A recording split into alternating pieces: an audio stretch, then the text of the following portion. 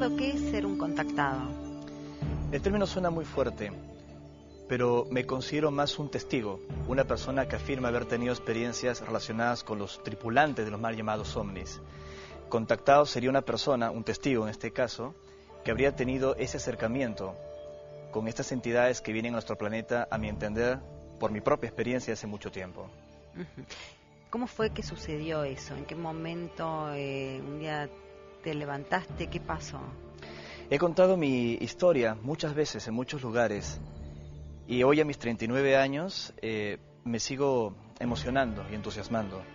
Yo empecé en esto, Gisela, de muy chico. Yo nací en Perú, en Lima, pero desde mi temprana niñez empecé a tener experiencias que no podía explicar. Por ejemplo, cuando me iba con mis padres a un club campestre que estaba ubicado, de hecho sigue funcionando, al pie de la cordillera, en la zona de Chosica, se llama El Bosque, y veía por las noches unas estrellas caminantes en el cielo. Pero para un niño eso sencillamente es satélites, estrellas fugaces, porque no tenía la información para discernirlo. Sin embargo, fui creciendo y a los 14 años, ya de adolescente, vi algo mucho más concreto. Una luz muy brillante, en el pleno día, se iba moviendo en silencio sin emitir ruido alguno. Se dirigía muy despacio hacia el Océano Pacífico. Sí, yo estaba en el patio exterior de la casa. Estaba de vacaciones en el colegio, el verano del 88, estudié los hermanos maristas, y esta luz tan intensa me llamó bastante la atención. No era un avión, no era un helicóptero, un objeto que yo pudiera interpretar o identificar. En ese momento vivía con mis padres muy cerca del Aeropuerto Internacional Jorge Chávez, así que estaba acostumbrado a ver objetos que pudiera identificar, ¿no? Como un avión comercial. Un avión lo podías identificar claramente. Pero esto no lo era. Se trataba de una esfera muy brillante que no emitía ruido, como ya dije, y que se movía en dirección al Océano Pacífico. Lo inquietante de todo esto, que a los pocos días, en programas de radio y en televisión en mi país, en el Perú, se hablaba de una intensa oleada de observaciones de ovnis. Es decir, no solo yo lo vi. Cuando vos viste eso, ¿qué hiciste? ¿Se lo comentaste, por ejemplo, a tu mamá, a tu papá? Todo el mundo, desde luego. Sí. Además, no hizo falta que se los comentase para que me creyesen. Salió en los diarios, o sea, salió en la televisión. Claro. Obviamente con el título amarillista, casi rozando el ridículo, de oleada de platillos volantes, que fue el primer término que se empleó en los Estados Unidos cuando se inician las oleadas de observaciones, y que más tarde la Fuerza Aérea Norteamericana reemplazó por el término UFO en inglés, que en español es OVNI, objeto volador no identificado. Pero para mí no era un objeto volador no identificado. Con mis 14 años, en ese momento, ya que me preguntas qué sentí, qué pasó, tuve una sensación de alegría. Tenía la certeza interior que había gente allí.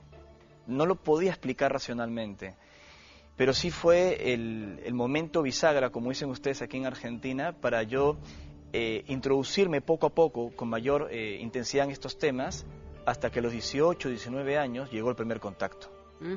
Antes de llegar al primer contacto, a los 18, 19 años, antes de los 14, ¿vos creías en la vida extraterrestre? ¿En tu casa se hablaba de esto? ¿Había algún tipo de información que te daba vueltas, que te generaba curiosidad o no?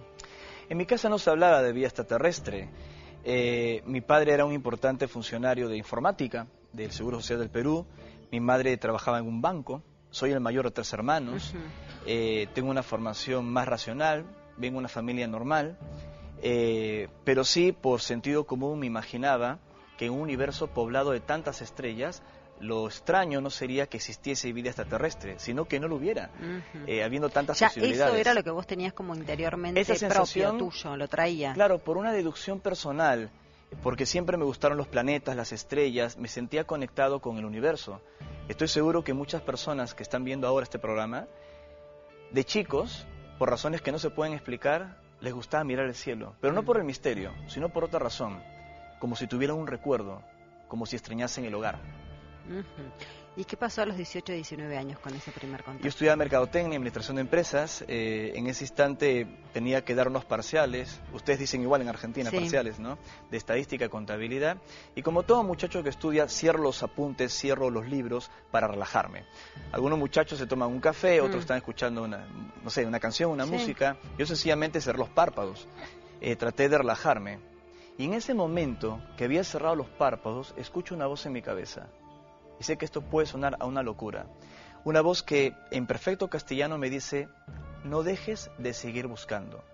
Yo casi me estaba abandonando, un muchacho, adolescente, estudiando recién su carrera, salido del colegio, como que la vida y las experiencias de juventud me iban alejando de mi búsqueda más mística, a raíz de los avistamientos que había experimentado antes. No dejes de seguir buscando, me dijo esa voz. Yo dudé y dije, esto debe ser una tontería de mi cabeza por los estudios. Y vuelve a aparecer la voz, amable, afable, sin acento, en mi cabeza. Una voz femenina, masculina. Y me dice, ¿quieres una prueba? Sube a la terraza, somos seres extraterrestres que estamos contactando. Todo eso dentro de tu cabeza. Todo eso dentro de mi cabeza, un pensamiento bastante claro, bastante intenso. Y yo dije, no puede ser. ¿Cómo voy a subir a la terraza de la casa? En ese momento vivía con mis padres en Orranti del Mar, un barrio de clase media con muchos edificios, como decir Palermo aquí en la ciudad de Buenos Aires. Y yo dije, subir la terraza de la casa para ver si ocurre algo. Era octubre del año 93. Es una locura. Pero ¿qué ocurre si no subo? Y si estoy perdiendo la posibilidad de confirmar una experiencia auténtica con la que he estado lidiando de alguna manera desde que era niño. Así que decidí subir. Y por si acaso ocurriese algo, subí en ese momento acompañado de mi hermano Pepe, que hoy es un importante ejecutivo de una firma internacional. Así que subimos juntos. ¿Subiste con un testigo? Claro, subí con un testigo, que luego se sumaron otros más. Porque cuando apareció vos a él le dijiste, vamos a subir a ver si vamos a ver algo, o le dijiste, acompáñame a la terraza. No, él sencillamente me acompañó.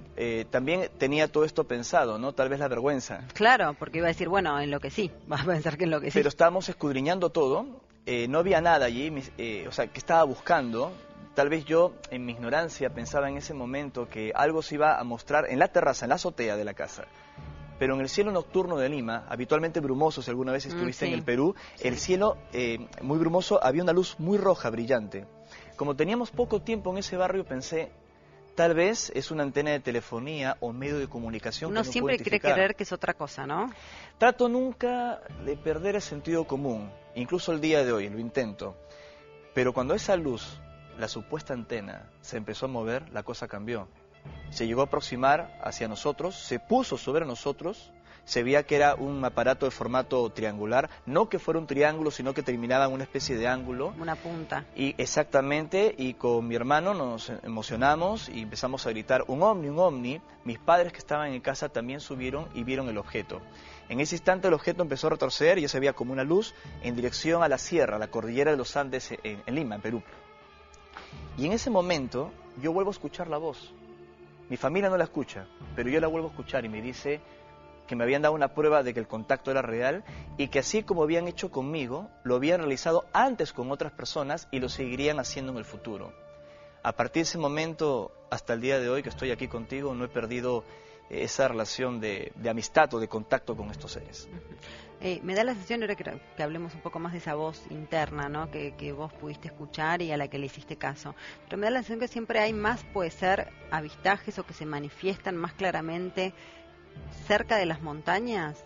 O sea, ¿tiene que haber necesariamente montañas cerca para que haya más posibilidad de tener un contacto? No necesariamente, pero no hay ninguna duda de que en zonas aisladas, en algunos desiertos que he visitado en el mundo, en la cordillera de los Andes, existirían bases subterráneas de civilizaciones extraterrestres que hace mucho tiempo nos están visitando. Yo más tarde conocí a la tripulación de estos objetos. Aunque suene increíble, les he visto físicamente en 8 ocasiones. Y en 2 de estas ocasiones, aunque también suene esto a una locura, pero realmente me sucedió, estuve materialmente dentro de sus propias naves. Bueno, esto no tiene nada que ver con lo que viste, me imagino. Absolutamente no. Son imágenes típicas que muestran en la ciencia ficción, en las películas, en algunas revistas vinculadas al contacto con extraterrestres. En gran parte se debe a una campaña, a mi entender, de intoxicación de información para que la gente tenga miedo al fenómeno ovni y sobre todo a la identidad extraterrestre que hay detrás de los ovnis. Hay de todo en el universo, seres con las más variadas intenciones y apariencias, pero mucho de lo que estamos viendo aquí es parte de una estrategia de manipulación de la información. Como para alejarte del tema, ¿no? Da la sensación que es como para que los la seres gente que en vez de nosotros, acercarse que se aleje. Desde luego, los seres que nosotros hemos visto, Isela, son más parecidos a nosotros de lo que cualquiera podría suponer. O para ser más correcto, nosotros somos parecidos a ellos. Aquí están viendo una imagen, en este caso se trata de una proyección de energía, una proyección de seres luminosos que pude captar el 13 de agosto del año 96, un ser detrás de los matorrales y otro ingrávido, en el área de una cascada del río Queros, esto en el Cusco. Formaba parte de una expedición uruguayo-peruana a las selvas del Paititi, la ciudad perdida de los incas. Y son algunas de las imágenes que tenemos de estas proyecciones holográficas de estas entidades, como también fotografías de las naves que hemos podido registrar, incluso en avistamientos programados previa cita. Algo que he tratado de hacer para no verificar que mi contacto es real, sino para darle seriedad al tema, es invitar a periodistas como tú o investigadores a avistamientos programados con día y hora. O sea, vos coordinás con ellos. Con estos seres. Un día, una hora y un lugar. Así es.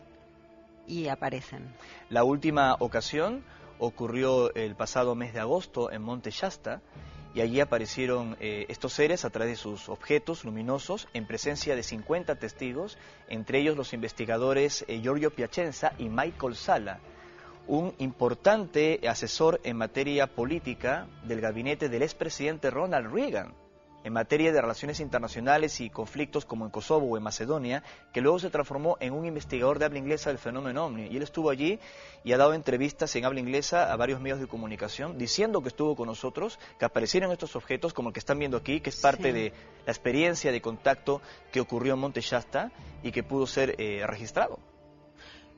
Contame cómo fue que el primer contacto personal con ellos. Justamente la primera experiencia personal, directa, física que tuve con estos seres no fue exactamente con seres extraterrestres, sino con un ser de aspecto humanoide que forma parte de una civilización intraterrena. Aquí el tema se empezó a abrir. Vamos a explicar un poco la diferencia, bueno, entre extras, porque es afuera de la Tierra, intra están adentro, abajo. Para mí todo esto fue mágico porque al principio yo estaba investigando el fenómeno de los ovnis, donde se han hablado de múltiples personajes. Por ejemplo, aquí están viendo algunas imágenes que recrean la apariencia de seres más humanos, aunque algunos de ellos no son exactamente como lucen estos dibujos. Pero yo estaba más orientado al contacto con estas tripulaciones humanas que venían de naves procedentes de fuera de nuestro sistema solar, ¿no? La mayoría de ellos provienen de civilizaciones avanzadas de dentro de nuestra galaxia, de la Vía Láctea. Ese fue tu primer contacto personal. Pero el primer contacto personal fue con un ser intraterreno, no porque la Tierra sea hueca, la Tierra no es hueca, sino que en la corteza, que puede tener más de 50 kilómetros de espesor, hay grandes cavidades subterráneas en donde supervivientes de culturas perdidas, que nuestra arqueología y la historia considera imposibles, como la Atlántida de Platón, o de pronto la vieja Lemuria entre África y Madagascar, o el continente perdido de Mu, confundido con Lemuria, la Kashgar de los indios Hopi en el Océano Pacífico, se refugiaron para protegerse de la última destrucción del planeta, y sus descendientes, aquellos que se han mantenido como remanentes en estos túneles o búnkers o refugios, formarían parte de una sociedad mística que esotéricamente se le llama la Hermandad Blanca. Así que mi primer contacto físico fue con uno de ellos y no exactamente con un extraterrestre. El contacto con la tripulación, ya más directo y más material, ocurrió después de este viaje al Paititi, donde tuve el contacto con los intraterrenos. ¿Cómo fue? El 5 de septiembre del año 96, no me lo olvido nunca. Como te dije minutos atrás, formaba parte de una expedición uruguayo-peruana en busca de la leyenda del Paititi. Paititi, la ciudad perdida que se habría construido en el siglo XVI, cuando un grupo de quipucamayocs, damautas, de grandes maestros del imperio del Cusco, habrían huido hacia el Antisuyo, hacia la selva oriental del Perú, para construir allí, según la leyenda, una ciudad llamada Paiquiquín Cusco, que en quechua significa parecida al Cusco. Por la conquista española estaban huyendo. Pero en realidad la ciudad esconde otra cosa. No es una ciudad construida por los incas, era más antigua que ellos. Ese 5 de septiembre, mientras estaba escudriñando un muro de piedra de unos 30 metros de largo y similar altura, con unos 14 metros horizontales de petroglifos, de símbolos extraños, como los que uno puede ver tal vez aquí en Talampaya, en La Rioja, que es otro lugar de contacto muy especial, escuché un ruido a mis espaldas. En ese momento estaba solo. Y yo me asusté pensando que se trataba de un animal que venía a atacarme. Era de día, más o menos las 5 o 6 de la tarde aproximadamente. Yo tenía un palo alargado con el cual me ayudaba para cruzar los ríos de la selva amazónica del Manú, y cuando giro hacia atrás para defenderme del animal que pensaba venía a atacarme, porque escuchaba los ruidos de que algo se aproximaba, no había animal alguno. Un hombre de marcados rasgos asiáticos, de 1,70 y pico de estatura, aunque parecía más alto por llevar un casco alargado que me recuerda a las coronas Atef de los faraones de Egipto, una apariencia que era completamente distinta a cualquier miembro de mi expedición o de los propios nativos machiguengas. Venía caminando hacia mí. Yo no salí corriendo, y no tengo vergüenza de confesar esto, porque me quedé detenido, me quedé paralizado, tuve miedo. A pesar que este ser emanaba paz, tranquilidad, sentía que era algo muy positivo y luminoso, pero encontrarse en ese momento, a mis 22 años, en medio de la selva del Parque Nacional del Manú, en una expedición nada, o sea, que salga de la nada de los matorrales, un personaje con esta apariencia, que luego levanta su palma izquierda como saludando, y me dice en perfecto castellano, pero sin mover los labios, que estuviese tranquilo, era realmente para desmayarse. O sea, la comunicación fue por telepatía. Fue mental. Dice llamarse Alcir, y que esta civilización que nosotros buscábamos, Paititi, en realidad existe allí hace más de 10.000 años. ¿Él te contó todo esto? Él me contó todo esto porque el Parque Nacional del Manú es una de las reservas biológicas más importantes del mundo. Así que son supervivientes de culturas perdidas y los incas los conocían. De hecho, la tradición de mi país en el Perú les llamaba los Apu Cápacs, anteriores a la fundación del imperio del Tahuantinsuyo por el mismísimo Manco Cápac. Para no marear con datos a la gente que está viendo el programa, lo que estoy diciendo es que en la cosmogonía andina de mi país, en el Perú, se hablaba de los Paco Pacuri o los Ñaupamachu, los de Edad Vieja, que vivían en estos túneles o pacarinas, llamados Ucupacho o el mundo de abajo, y que contenían la información de la historia auténtica de la Tierra. Los propios machiguengas nos decían que más allá del mecanto, un cañón como cortado cuchillo, que la NASA estudió por perturbaciones electromagnéticas, existían los hombres vestidos de blanco. ¿Cómo un nativo te va a contar una cosa tan alucinante como esta? Y este ser que te contó todo esto que nos estás diciendo, ¿cuánto tiempo estuviste con este diálogo telepático? ¿Alguien más pudo tener este contacto? En esta primera experiencia no, pero el año 2000 yo volví con otras personas en otra expedición, gente que vino de Europa, de los Estados Unidos, y también pudieron ver físicamente al Alcir. O sea, no solo yo he tenido contacto con él. O sea, con él vos te volviste a encontrar. En una segunda ocasión, en la última expedición que hice, las selvas del Paititi, y la tercera de las que he participado, volvió a ocurrir un contacto. No hubo diálogo, solo fue un contacto visual en que otros testigos también pudieron verle. ¿Y tuviste noción del tiempo que duró ese contacto o se pierde la noción del tiempo? La noción del tiempo se pierde, pero yo calculo haber estado con él alrededor de 1 hora aproximadamente. Pero en el reloj habitualmente el tiempo es mucho menor, entre 15 y 20 minutos. Este fenómeno siempre ha ocurrido, pero fue el inicio de mi exposición pública. Yo dije, carambas, ¿qué voy a hacer con esto? Yo ya estaba en el tema, lo investigaba, pero había estudiado lo que te contaba, estaba haciendo mi carrera en un laboratorio internacional, empecé como visitador médico. Y dije, ¿qué va a pasar con todo esto? Bueno, voy a hacerme cargo de lo que me ocurrió, voy a contarlo. Y escribí un libro, teniendo 22 años, el primero de los 12 libros que he publicado, Los Maestros del Paititi, que tal vez sea el culpable de que esté ahora aquí contigo, porque el libro se empezó a fotocopiar, llegó a otros países, me invita el programa, el show de Sepsec de Telemundo en Miami, yo ni visa tenía para ir a los Estados Unidos, bueno, y una cosa me fue llevando a la otra. Y finalmente, unos años más tarde, ya no se pudo sostener, aparecí en un programa muy visto en el Perú, se llamaba Los Especiales de los Domingos, que dirigía el astrónomo Abraham Levy, asesor del presidente Fujimori en ese entonces en materia de ciencias, y me despidieron por aparecer en la televisión contando lo mismo que estoy charlando ahora contigo. En el momento que tomaste la decisión de escribir ese libro, ¿tuviste y evaluaste la posibilidad con el temor de que dijeran, bueno, enloqueció, está inventando esto, no me van a creer? Obviamente que evalué todo eso, tenía 22 años, pero cuando te pasa algo fuerte, eso prevalece. Prevaleció frente a mi miedo, frente al cuestionamiento. Incluso al día de hoy, cuando me invitan en otros programas de televisión, he estado en programas de radio y televisión con psiquiatras para que me haga un test en vivo. Afortunadamente dijeron que no estaba loco. He estado con físicos nucleares en debate. Afortunadamente no los he perdido, lo digo con mucha humildad. He estado con comandantes de fuerzas aéreas, que eso es muy importante. Incluso en el show de Cristina en Miami, que tal vez lo conozcas, un programa que lo veían 100 millones de personas, estuve con un exorcista del Vaticano. Y tampoco puedo decir que estaba endemoniado. El padre José Antonio Fortea, una persona maravillosa, de la diócesis de Alcalá de Henares, ¿no?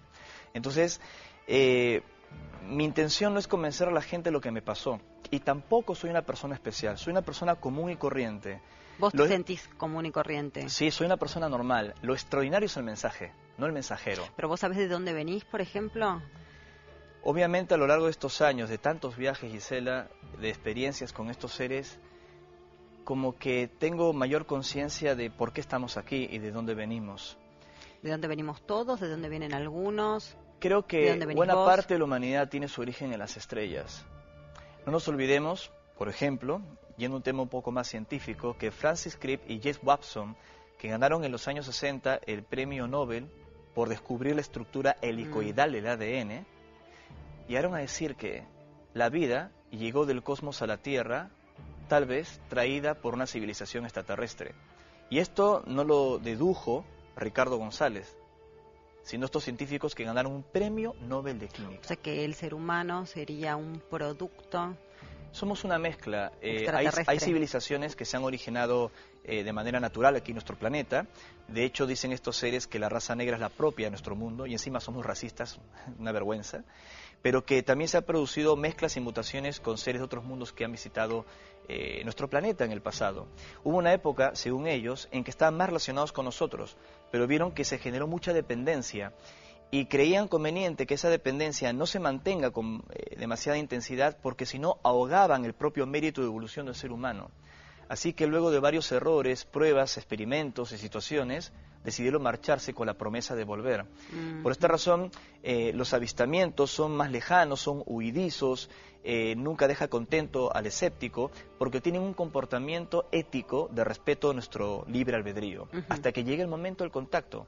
Y ya no con personas comunes y corrientes, como ha sido mi caso, y con otros tantos contactados en todo el mundo, sino también con militares, con políticos, solo que no siempre se atreven a dar una entrevista o a contar lo que saben.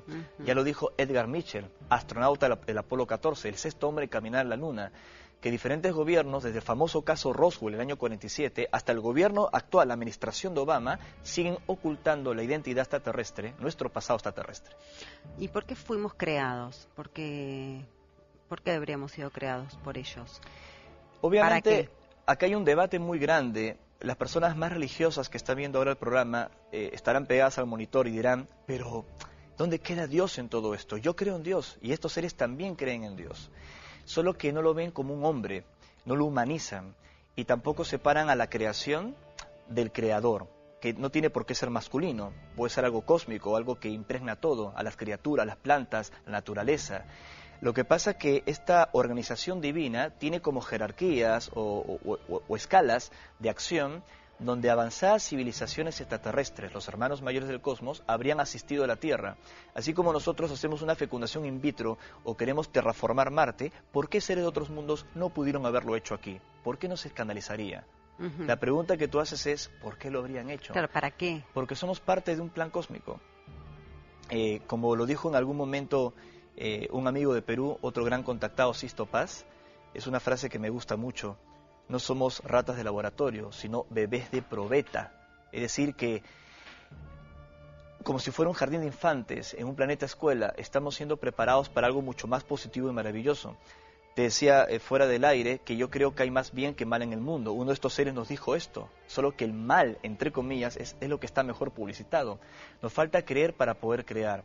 Así que el objetivo de haber implantado vida en el planeta era para generar las condiciones de un mundo escuela donde diferentes formas de vida puedan surgir y que estas formas de vida, casi como dicen los salmos en la Biblia, el ser humano fue creado poco menos que un ángel, pero para sentarse a la derecha de Dios, que es el universo.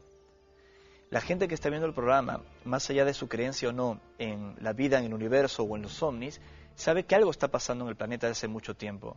Y todos esperamos un gran cambio. Pero nos falta hacernos cargo. Estos seres no van a bajar con sus naves y van a cambiarlo todo como muchos esperan. Están aguardando más bien ellos, que seamos nosotros que por mérito propio podamos decir, hemos tomado conciencia, hemos recuperado la memoria y estamos dispuestos a colaborar y a reincorporarnos en una familia cósmica a la que pertenecemos. ¿Hay un bien y hay un mal? ¿Son todos buenos? ¿Hay buenos y malos? La percepción de lo bueno y lo malo es muy relativo en el universo. Nosotros polarizamos un poco más estas cosas aquí en la Tierra. Pero si te refieres a que hay civilizaciones más belicosas, dentro de nuestra percepción, las hay. que han tenido guerras las tuvieron. Que algunas habrían llegado a la Tierra y habrían cometido errores con nosotros, hubo más de un caso. Pero también hay muchas civilizaciones luminosas, con una gran ética y moral, que quieren un contacto amical con el ser humano y por eso nos respetan, incluso afirman que nuestro mundo está en una especie de cuarentena o protección para que ninguna civilización negativa llegue al planeta y nos haga daño. Cuando se habla de la creación del ser humano para que seamos una raza de esclavos y extraer oro de África, como se ha inferido de los textos de Zecharia Sitchin, a quien tuve la oportunidad de conocer en el Hotel Hilton en Los Ángeles, en un congreso que nos invitaron, no es tan cierto. Suena hasta ridículo que seres extraterrestres, con la tecnología que tienen, necesiten de razas esclavas en la Tierra para sacar oro. Ellos lo pueden desmetralizar, lo pueden sacar, se lo pueden llevar a su nave si quisieran. Hoy por hoy hablar de la palabra Anunnaki es casi mala palabra, cuando significa en sumerio aquellos seres que del cielo descendieron a la tierra, nada más. Así que sí hubo en el pasado visitas, pero no todas fueron con malas intenciones como hoy por hoy las teorías de conspiración tanto venden. ¿Hay extraterrestres entre nosotros? Otro gran amigo... ¿Podría haber humanos con apariencia humana, pero que sean extraterrestres como enviados? Otro gran amigo que lo has tenido aquí en este mismo sillón, me refiero a Fabio Serpa, fue uno de los primeros investigadores latinoamericanos y del mundo que defendía esa hipótesis. Y estoy de acuerdo con él. Hay seres que tienen una apariencia bastante humana o tienen la tecnología o el psiquismo para poder lucir como nosotros, porque nos conocen muy bien, saben que juzgamos por las apariencias, así que tratan de camuflarse como si se tratase de un antropólogo, un etnólogo, que quisiera conocer una cultura desde dentro. Y estoy convencido que muchos de estos seres lo están haciendo. Habitualmente se involucran más en territorios científicos y militares. Y tratan de boicotear dentro de lo que pueden, dentro de sus grandes limitaciones, todas las macanas, como dicen ustedes en Argentina, que nos mandamos, ¿no? O sea que vendrían en ese caso con una misión muy clara, muy concreta, muy puntual, como infiltrado para evitar determinadas cosas. Así es. Como con una tarea. Y ellos saben que son infiltrados, no es que hay alguien que puede ser un extraterrestre que va a tener que descubrirse como tal. Hay dos casos de infiltración, por llamarlo así. La infiltración extraterrestre propiamente dicha, de seres que pueden asumir una apariencia humana y trabajan camuflados entre nosotros, y personas que fueron rescatadas por ellos en accidentes, en eventos como el lamentable atentado a las Torres Gemelas de Nueva York. Obviamente de mutuo acuerdo entre la persona que fue rescatada y esta misión extraterrestre, para que luego sean reinsertadas con una nueva identidad y puedan hacer cambios desde dentro. Quería volver a tu contacto, cuando tuviste el contacto personal que dijiste, y yo te preguntaba el tiempo que pudo haber durado eso, ese primer contacto, ese diálogo telepático que tuviste. Y vos decías, bueno, pudo haber sido 1 hora, pero en realidad el reloj a lo mejor decía 15 minutos. Ocurrió varias veces eso. ¿Sentiste que en ese momento vos estabas en otra dimensión? No, lo que sucede es que a veces los relojes son alterados, el mecanismo de ellos, a veces cruzas como una burbuja espacio-temporal, por llamarla así, no en el caso de los Sendras, que traje algunas imágenes del avistamientos, de nuestras propias experiencias, luego ya la producción te las mostrará y te iré detallando, ¿no? Pero también tuve la ocasión de cruzar estas puertas dimensionales. Bueno, aquí estás viendo una de ellas. ¿Esto qué es? No fue lo que me ocurrió el año 96. El año 96 fue un contacto físico, denso, material, ¿no? Donde un ser caminando se acercó hacia mí y tuvimos la experiencia. El caso de los Sendras, que fue un término que popularizaron los hermanos Carlos Paz y Sisto Paz Wells en el Perú, quienes fundaron el hoy disuelto Grupo Rama como organización, se refiere a una puerta interdimensional donde la energía es concentrada por las civilizaciones extraterrestres. Lucen como lo que están viendo aquí, una especie de neblina muy brillante, como una medialuna concentrada. El testigo ingresa dentro de ella, siente un gran calor en el cuerpo, a veces mareos, náuseas, se acostumbra a esta fuerza y luego dentro, como si estuviese viviendo una realidad holográfica, se encuentra cara a cara con estos seres humanoides extraterrestres que se identifican con nombres. Dicen, mi nombre es Antarel, mi nombre es Oxal, estoy en comunicación contigo, te voy a mostrar esta o tal ¿Eso te pasó información. Acá? He vivido una docena de veces la experiencia de puertas Sendras. Me ha ocurrido a mí y un grupo grande de testigos en muchas ocasiones, a muchas personas en el mundo. Y esto sí vos decís que es un paso de dimensión. Esto sí sería una experiencia interdimensional. donde de acuerdo a la propia explicación de estos seres, se anula tu cohesión molecular, se resta tu peso atómico y en estado de proyección puedes vivir otras experiencias. Y físicamente dejas de sentir tu cuerpo, digamos, eso es lo que se pierde. Depende del tipo de sendra. Hay algunos sendras que pueden ser muy físicos. A mi modo de ver, bajo mi investigación y mi propia experiencia, creo que la gran mayoría de estos sendras o puertas dimensionales no son totalmente físicos, son como proyecciones holográficas. Los contactos físicos es cuando no hay experiencias interdimensionales de por medio, donde ellos vienen caminando, bajan de una nave o te suben dentro de ella.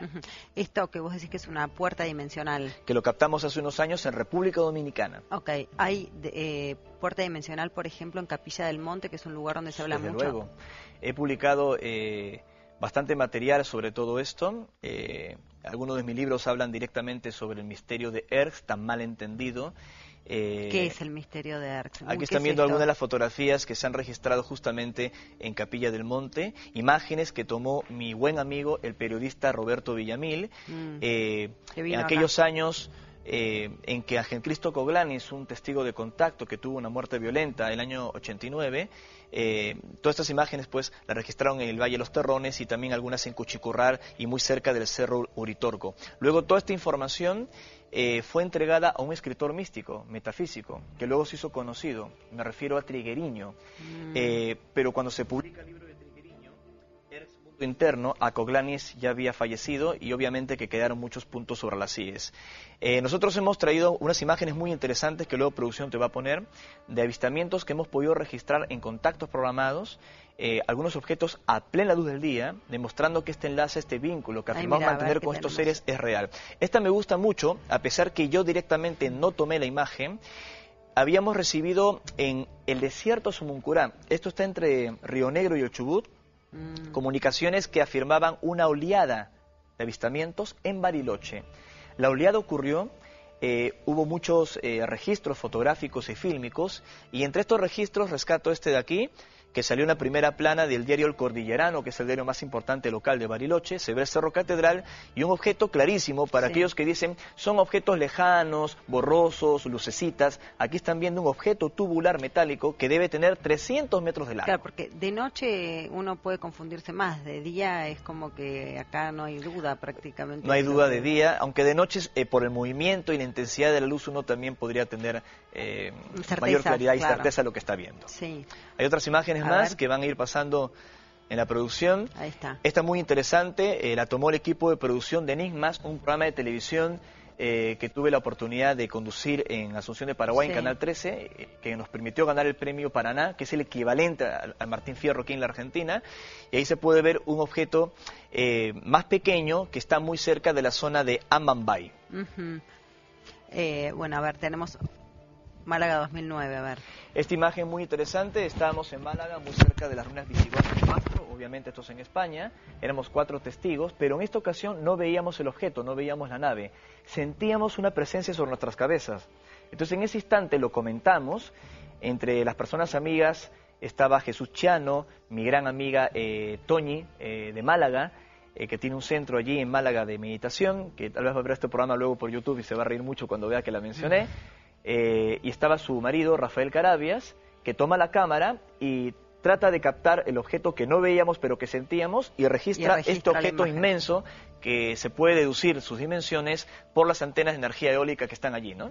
Claro. Una imagen extraordinaria. Y en España, porque a veces cuando voy a Europa a dar conferencias me dicen, pero todo esto ocurre en Perú, en la Argentina, en México, también ocurre en Europa. Pero ocurre más en Latinoamérica, ¿o no? Se observa más en Latinoamérica, no es que ocurra más allá, porque hemos crecido con otra cultura y somos un poco más permeables a la posibilidad de que existan los misterios. Uno dice, ¿y por qué en México y en Perú ocurre más? No es que ocurra más necesariamente.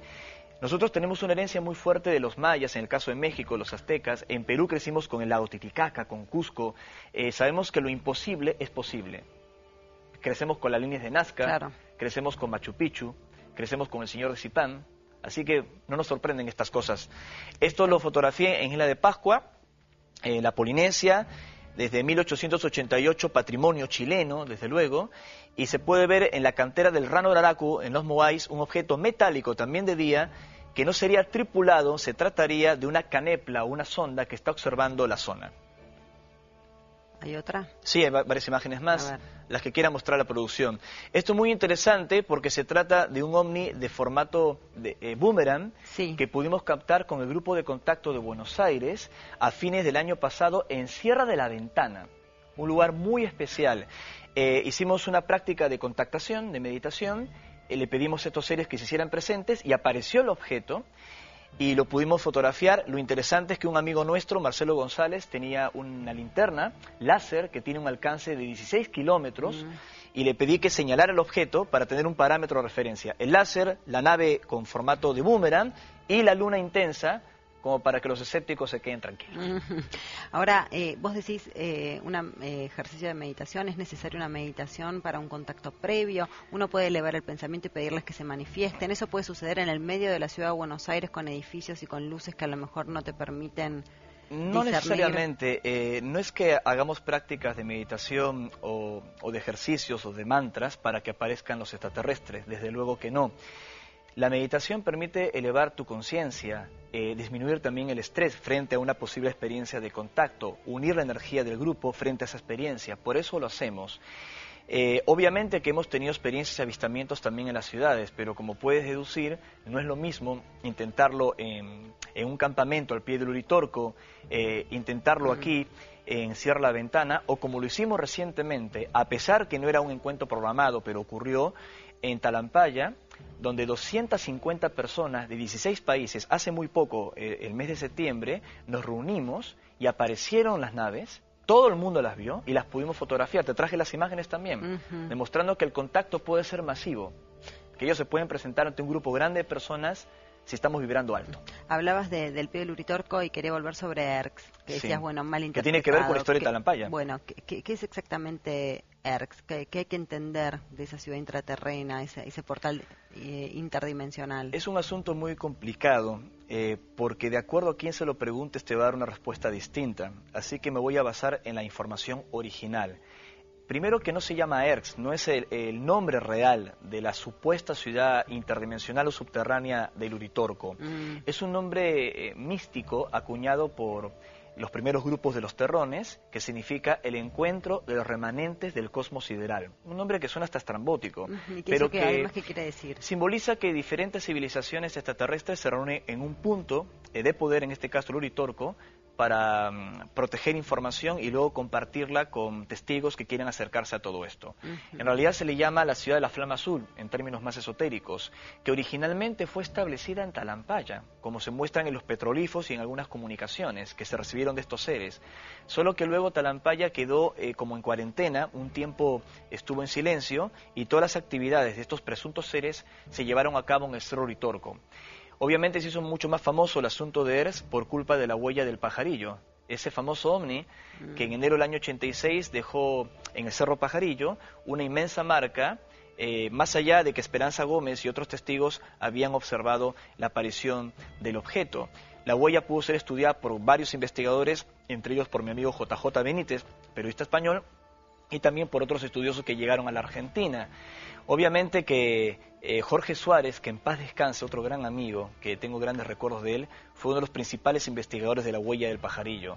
Y esto lanzó a Capilla del Monte como una suerte de Roswell argentino. Hoy por hoy mucha gente mística espiritual se ha ido a vivir a Capilla del Monte, así que hoy en día los ángeles, maestros ascendidos, gnomos, extraterrestres y lo que se te ocurra se ha mezclado y ha transformado Capilla del Monte. Todo eso confluye, digamos, y convive. Todo está relacionado, pero humildemente pienso yo que cuando se mezclan demasiado las cosas, puedes transformar todo esto, y lo digo muy respetuosamente, en un circo. Casi como la película, si lo puedo mencionar, de Capusotto, Pájaros Volando, ¿no? Entonces, creo que, si bien es cierto, estos temas son reales, los contactos son auténticos, traje evidencia de las experiencias que afirmamos mantener, y más allá del fenómeno del mensaje, que luego lo podemos profundizar, no hay que perder nunca el sentido común. Hay que basarse en las cosas que se puedan demostrar, porque hay mucha gente que de pronto dice, he recibido, me han dicho, recuerdo, pero no tiene ninguna manera de constatar de que realmente tiene ese vínculo. Y esto ha llevado al fenómeno del contacto a un acto de fe, que es muy peligroso porque así empiezan las religiones. No, y además, bueno, cuando decías lo de Capilla del Monte, dices con todo respeto, claro, por la convivencia que se da ahí de distintas creencias. Después también se empieza a hacer como un negocio, ¿no? Y es Desde donde, luego. claro, hay que tener como mucho cuidado y estar como alerta, ¿no? De dónde estás entrando, porque además hay gente que quiere hacer dinero. Obviamente que hay gente maravillosa en Capilla del Monte que ha tenido experiencias, que difunde, pero yo que me muevo en todo esto, No, pero no solo en Capilla del Monte, digo, tener cuidado en general cuando se quiere en hacer el negocio mundo, con esta información. mire lo que ocurrió en Roswell, ¿no? Que se venden los muñequitos extraterrestres allí en Nuevo México. Yo que me muevo difundiendo esto, que perdí un trabajo por aparecer en la televisión contando esto, y que me transformé en un escritor, y de hecho vivo de mis libros, ¿no? Trato de cuidarme mucho de ese aspecto, porque a veces cuando se exagera y se entra mucho en el negocio que involucra la fe, las creencias o el contacto con extraterrestres, creo que es bastante desagradable. Yo creo que más allá del fenómeno y de todo este tema tan interesante, lo importante es el mensaje, porque si todo esto es real, ¿en qué posición nos pone? Si estos seres existen, creen en Dios como estábamos hablando minutos atrás, hablan de una tercera guerra mundial, dicen que las cosas se pueden cambiar, realmente hay una base intraterrena que involucra Talampaya y el Uritorco en Córdoba. Los antiguos comechingones tuvieron contacto con estos seres, o yendo más lejos, los egipcios, los sumerios o los antiguos mayas. ¿Y por qué algunas potencias no nos cuentan sobre esto? ¿Qué pasaría si vienen estos seres y nos dicen tenemos la tecnología para poder reemplazar vuestro armamento? ¿Les interesa a los militares? ¿O que nos dijesen que no existan fronteras para que el planeta viva en un solo reino de paz? ¿Interesa esto por la deuda externa? ¿Porque los países ya no se deberían nada? ¿Por qué crees Hay vos muchos que no intereses creados. Claro, ¿por qué crees vos que no interesa todo esto? Digo, ¿por qué no le interesaría a alguien vivir en paz, por ejemplo? Por el poder. Las mismas agencias, y esto no es una paranoia, esto realmente ocurre, las mismas agencias que de pronto movilizan una guerra por el petróleo, son las mismas que les incomoda el asunto de los ovnis, porque los pone en jaque. Los militares no pueden proteger nuestro espacio aéreo ante estas naves, que no vienen con malas intenciones, porque si viniesen con malas intenciones, hace tiempo nos hubiesen hecho daño. Yo estoy seguro de que esta campaña tan larga de intoxicación de información, de censura también del fenómeno ovni y su identidad extraterrestre, como ya dije, va a tener que cambiar cuando personajes claves a nivel estamentos militares o políticos se decidan hablar.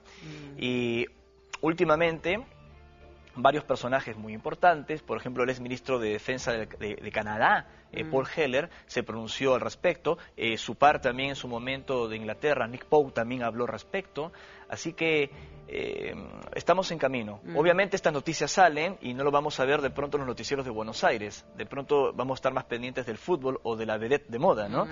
Pero creo que hay noticias más profundas y más interesantes que le puede devolver a la gente la memoria de que no estamos solos. Es cierto que en caso de un colapso, por ejemplo, en la Tierra, hay naves que están resguardándonos para No tengas duda. rescatarnos. Lo han dicho los Llegado el astronautas. caso. El propio Edgar Mitchell, que ya cité momentos atrás, mencionó que formamos parte de una comunidad cósmica y que han visto que la Tierra está siendo protegida por otros seres.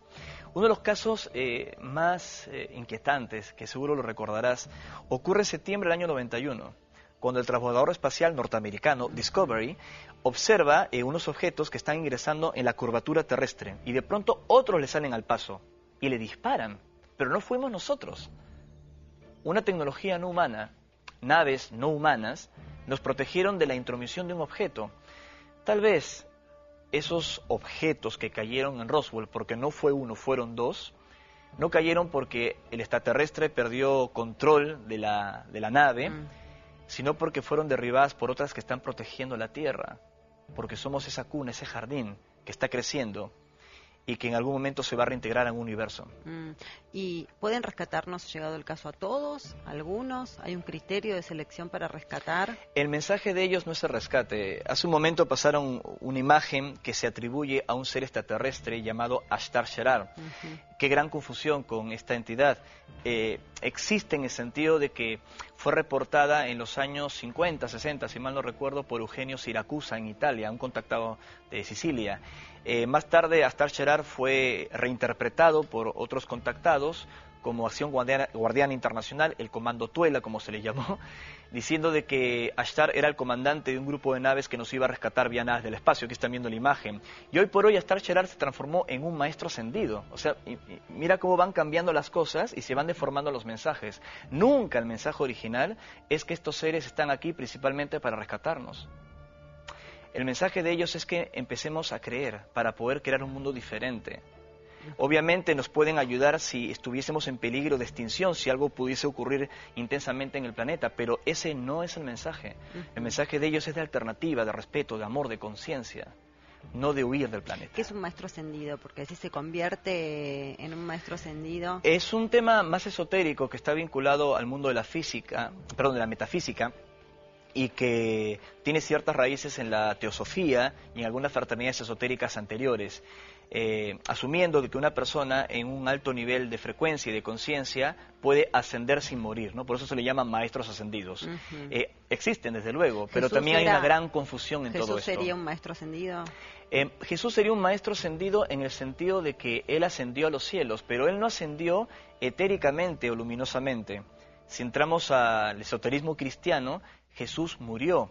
A pesar que algunos escritores tratan de decir que no existió, de que no murió en la cruz, de que se casó con María Magdalena, que eso tampoco fue cierto, que tuvo alguna hija o hijo con María Magdalena, tampoco fue cierto. Sí es verdad que María Magdalena fue una importante discípula de Jesús, pero de allí a que haya tenido hijos con él es otra cosa. Hay mucha confusión. Jesús murió en la cruz, Jesús resucitó en el sepulcro, que era propiedad de José de Arimatea, un discípulo secreto de él, un miembro importante del Sanedrín, estas asambleas judías que estaban en contra de Jesús, pero que sin embargo tenía personajes como Nicodemo, José de Arimatea, que amaban al Maestro, y para que no cayese el cuerpo en la fosa común, lo lleva al sepulcro, y luego Jesús resucita, incluso deja una impronta de su resurrección, que no es la ascensión exactamente, en un campo electromagnético que queda en el manto de lino que previamente José de Arimatea había comprado. Yo fui a la iglesia de la Santa Síndone, allí en Turín, a investigar el tema,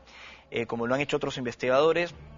Mi amigo que ya cité, JJ Benítez, ha escrito libros maravillosos sobre este asunto y estoy convencido que es una de las pruebas de la muerte, resurrección y ascensión de uno de los más grandes maestros que tuvo este planeta. Un ser que incluso movilizó el corazón de los propios seres extraterrestres que nos observan. Que bueno, se ha dicho también que podía llegar a ser extraterrestre. Tal vez porque era un terrestre extra, un ser humano con potencialidades extraordinarias, como decía nuestro amigo Pérez Alvela allí en el Perú Médico. No, Jesús no venía ni de Sirio, ni de Orión, ni de las Pléyades. Con el mayor de los respetos, me parece que eso es una barbaridad. Jesús era un ser humano que obviamente se conectó, incorporó, de acuerdo a mi entender, a lo que estos seres me han transmitido, con la energía de lo que llamamos Dios. Era un ser humano. Por eso nos dijo que si nosotros creíamos, podíamos cambiar las cosas. Ese es el principal mensaje. Si ustedes tuviesen fe del tamaño de un grano de mostaza, le dirían a esa montaña, muévete, y la montaña se movería. Y los extraterrestres, a pesar de su avanzada tecnología, también creen en estas cosas que llamaríamos místicas. Estamos viendo imágenes y hay varones y hay mujeres. Vos te encontraste siempre con un género masculino, la voz que te habló era masculina, los extraterrestres también están... He visto una mujer en una ocasión, en 2 ocasiones. Se dice llamar Anitak. Es una mujer joven de unos 40 y pico años, de 1,70 y pico de estatura, 72, 73 de estatura, de cabellos rubios muy claros, de ojos almendrados, de un color verde aguamarina, los labios delgados. No tuve mayor interacción con ella, pero estuvo presente al lado de otro ser que dice llamarse Antariel, que es de aspecto nórdico, de más o menos 2,70 metros de estatura, como gigante, que tiene unos 35 años de apariencia, o sea, para que la gente se pueda ubicar. Hay una psicografía que representa la apariencia de estos seres, que tal vez la producción las pueda poner después, para que tengas una idea de los seres que afirmo haber visto. Y también las fotografías de Talampaya, que me parece que lo mencionamos y sería bueno que la gente las viese. Creo que sí, si las tenemos ahora les pedimos a la producción que los vaya poniendo, pero entonces sí, digamos, o por lo menos en lo que se dejan ver... Hay hombres y mujeres entre ellos. Hay hombres y mujeres. Como también, además de que hay seres antropomorfos, cabeza, Talampaya tronco, me dice extremidades. que no lo tenemos, Talampaya bueno, no lo tenemos. Luego podemos mencionar si lo puedo hacer, mi página web, y allí pueden buscar las imágenes. Sí, lo estamos poniendo, lo pusimos, ahora lo vamos a volver a poner. Sí, allí pueden ver las imágenes, y también pueden buscar todo esto en internet, en YouTube, ¿no? Son imágenes extraordinarias. Pero volviendo a lo que me preguntabas, hay seres de aspecto humano, varones y mujeres entre ellos, pero también hay seres, aunque yo no los he visto, que tienen apariencias distintas, ¿no? Incluso algunos que no necesariamente tienen corporalidad física. Esta apariencia que vos, con la que pudiste tener contacto y la que pudiste ver, ¿es la apariencia real o es la apariencia que toman para contactarse y que a lo mejor no te asustes? En algunos casos es casi como la película Contacto, cuando Judy Foster se encuentra con su padre, y no era su padre, y le dicen, tomamos esta apariencia para facilitar... Para que no salgas corriendo. Para que no salgas corriendo. Pero yo estoy seguro y certero que los seres que he visto lucen así. Al menos en el caso de Antarel, al menos que me haya creado un holograma extraordinario, porque también los he tocado, hemos tenido contacto físico. Sí, hemos tenido contacto físico. Cuando tuviste el contacto telepático, ¿era la primera vez que te sucedía o vos ya habías tenido experiencias de comunicación telepática con otras personas acá? A mí ya me había ocurrido muchas veces experiencias telepáticas espontáneas. Por ejemplo, que estaba pensando en una canción y mi madre la cantaba, o que pensaba en una persona y de pronto sonaba el teléfono de casa y llamaba. Eso me ocurría, pero creo que le pasa a mucha gente. Nos pasa y no le damos demasiada importancia. No le damos importancia, sí. Pero esto se puede entrenar. Se puede entrenar las habilidades psíquicas que tenemos los seres humanos. Pero vos no venías desarrollando esto como un entrenamiento. Para nada. Ni practicaba meditación, ni estas cosas.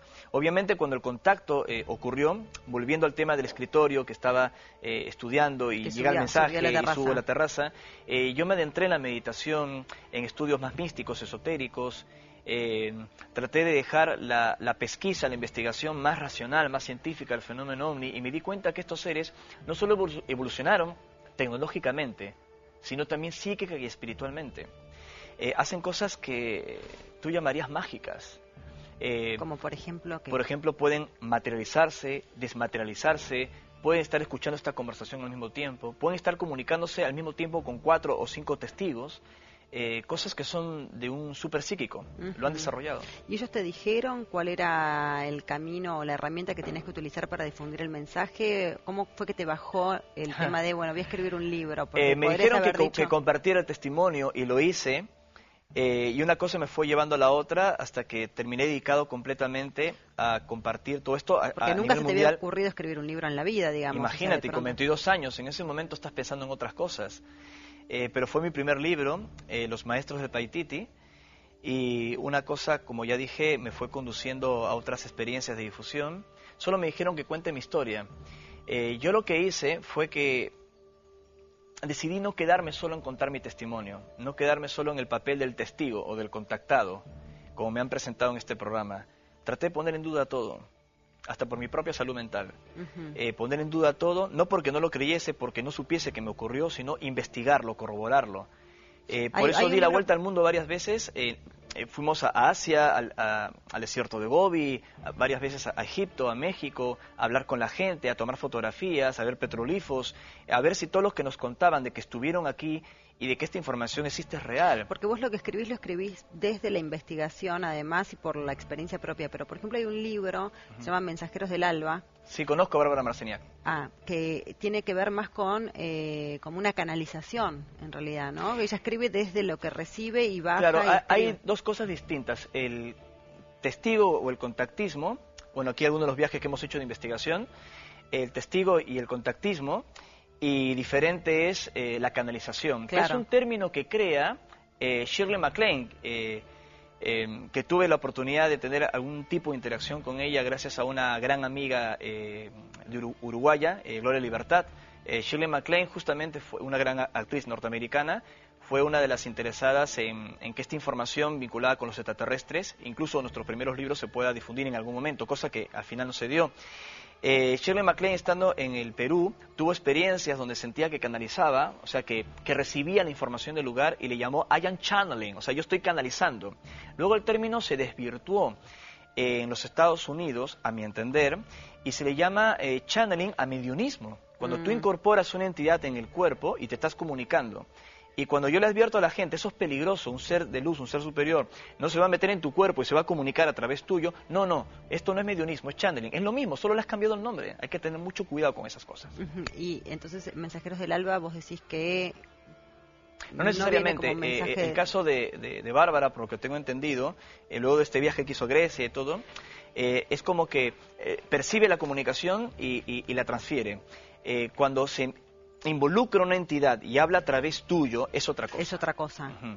Y yo conozco muchos canalizadores de los congresos en los que he estado, los más famosos. Algunos me parecen muy serios, porque no incorporan entidades, sino que canalizan una información cósmica. Algunos le llaman el registro akáshico. Claro, porque a veces hay... y comparten esa información. Hay veces que se sabe algo, que no sabes cómo lo sabes, pero lo sabes y es. Eso es canalizar, el término correcto de canalizar. Pero ya incorporar, reitero, es porque esto es distinto peligroso, claro, una entidad en el cuerpo y hablar esa entidad a través de tu cuerpo, eso no está bien, eso no lo hacen los seres de luz. Con el mayor de los respetos, pero lo tengo que decir. Y esa canalización que vos decís, que eso es canalizar cuando sabes algo, que no sabes cómo lo sabes, pero lo sabes y además es...